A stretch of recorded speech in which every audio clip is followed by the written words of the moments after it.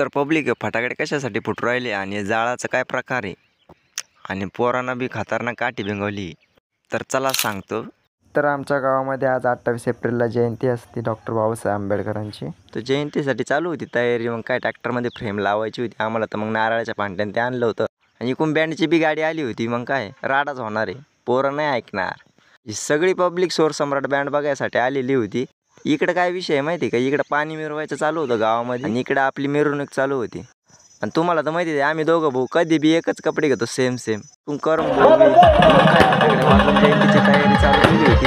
तिकडे बँड चालू होता आणि इकडे दर्शन घ्यायचं काम चालू होतं सगळं पब्लिकचं. पब्लिक पण भरपूरच येईल होती. इकडं दर्शन चालू आहे. दर्शन वगैरे घेऊन टाकलं बाबाचं आणि इकडं मग चाललं होतं जयंतीला अजय भवन मी. पब्लिक तर भरपूर वाढली होती खतरनाकमध्ये. इकडं नुसती पब्लिक ओरडत होती, राडा होणार भाई, पोरं नाही ऐकणार. खतरनाकमध्ये नुसत्या शार्प्या चमकू राहिल्या भाऊ. इकडे संतू भाऊला म्हणलं तुम्ही नाचा ना, म्हणलं काय नुसती इथं उभा राहायला आले काय. संतू भाऊ काय झलक दाखवून दिली. आपले सगळे घरचे तिकडे नाचत होते भाऊ. मम्मी ते सगळे आपली फॅमिली होती. आणि इकडे आपल्या करण भाऊचा श्यामदाजीचा राडा वेगळा चालू होता बघा. मग इकडे चाललो छत्रपती शिवाजी महाराजांच्या पुतळ्याला हार टाकण्यासाठी. आपली सगळी संघर्ष मित्रमंडळाची टीम गेली होती मग वरती हार टाकण्यासाठी. मग काय हार टाकून घेतला. मग काय आणि इकडे हे काय प्रकार चालू आहे बघा. मग खतरनाकमध्ये नुसतं खतरनाक काठी भिंगवली भोय. इकडे दोघं भो काठ्या भिंगू राहिले खतरनाक.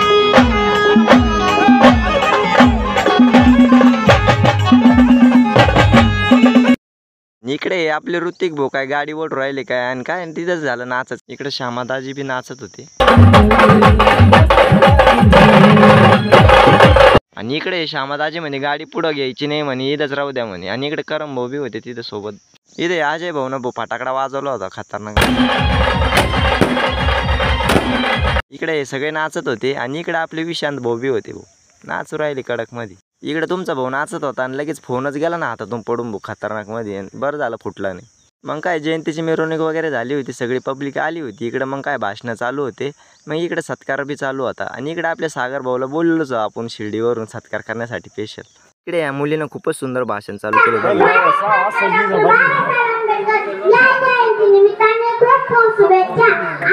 मग भाषण वगैरे झालं होतं, सगळी पब्लिक भुकेली झाली होती. आता वाजली होती 12. सगळ्या पब्लिकचं जेवण झालं, आता वाजले होते रात्रीचे 2. तर मग आम्ही 2 वाजता सगळेजण जेवायला बसलोच. कायचे तोंड तर भलते वाकडे झाले होते भाऊ. इकडे सुबोध भाऊ आता पाण्याचे ग्लास वाढीत होता.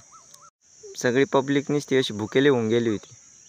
कारण भाऊनं इकडे पोच देऊन टाकली होती. इकडे